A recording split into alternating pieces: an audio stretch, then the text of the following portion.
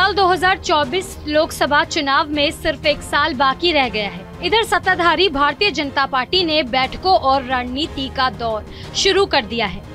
वहीं दूसरी तरफ कांग्रेस पार्टी अपनी भारत जोड़ो यात्रा के जरिए साल 2024 लोकसभा चुनाव की तैयारी कर रही है। लेकिन सबसे बड़ा सवाल ये है कि साल 2024 लोकसभा चुनाव में मुस्लिम वोट बैंक का रुख क्या रहेगा।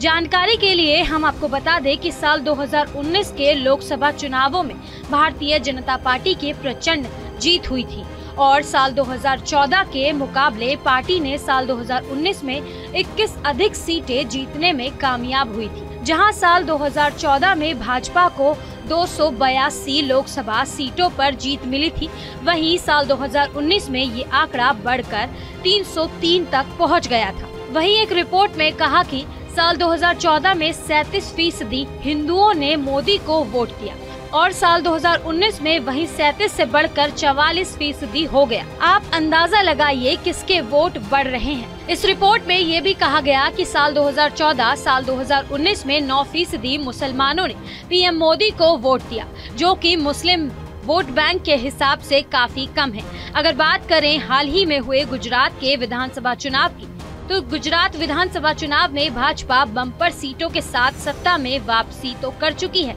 लेकिन भाजपा को सिर्फ 14% मुसलमानों ने ही वोट दिया है।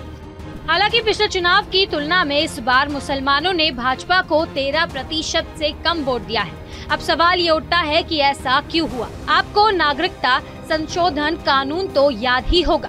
सरकार के इस फैसले पर मुस्लिम समाज ने जोरों शोरों से विरोध प्रदर्शन किया था, जिस वजह से मुस्लिम समाज ने सरकार के इस फैसले से कई परेशानियों का सामना किया और कहीं न कहीं मुस्लिम समाज इस दर्द को लेकर आज भी भारतीय जनता पार्टी के खिलाफ है, जिस वजह से गुजरात इलेक्शन में मुस्लिम वोट बैंक में कटौती देखने को मिली। नागरिकता संशोधन कानून की वजह से कहीं न कहीं भारतीय जनता पार्टी को साल 2024 के लोकसभा चुनाव में इसका खामियाजा भुगतना पड़ सकता है। अब सवाल ये उठता है कि अगर मुस्लिम समाज का वोट भारतीय जनता पार्टी को नहीं जाएगा तो क्या कांग्रेस पार्टी को जाएगा। कांग्रेस पार्टी का जनाधार और राहुल गांधी की छवि काफी लंबे समय से खराब होती हुई नजर आ रही थी, लेकिन जब से राहुल गांधी ने भारत जोड़ो यात्रा की शुरुआत की, तभी से राहुल गांधी को काफी पसंद किया जा रहा है। राहुल गांधी का कहना है कि हमने ये यात्रा इसलिए शुरू की है क्योंकि देश में गलत तरीके से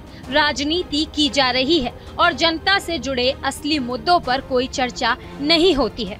और आगे कहा कि इस यात्रा का मेन उद्देश्य महंगाई, बेरोजगारी जैसे जनता के जुड़े मुद्दे को ध्यान में रखकर कांग्रेस का कहना है कि ये यात्रा राजनीतिक है, लेकिन इसका मकसद सियासी फायदा लेना नहीं है, बल्कि देश को जोड़ना है और एक साथ लेकर चलना है। हर समाज के लोग राहुल गांधी की इस यात्रा को पसंद कर रहे हैं। खास बात तो ये है कि मुस्लिम समाज के काफी लोग राहुल गांधी की इस भारत जोड़ो यात्रा में नजर आ रहे हैं। ऐसा लगता है कि साल 2024 के लोकसभा चुनाव में मुस्लिम समाज का वोट अधिक तौर पर राहुल गांधी को पड़ सकता है।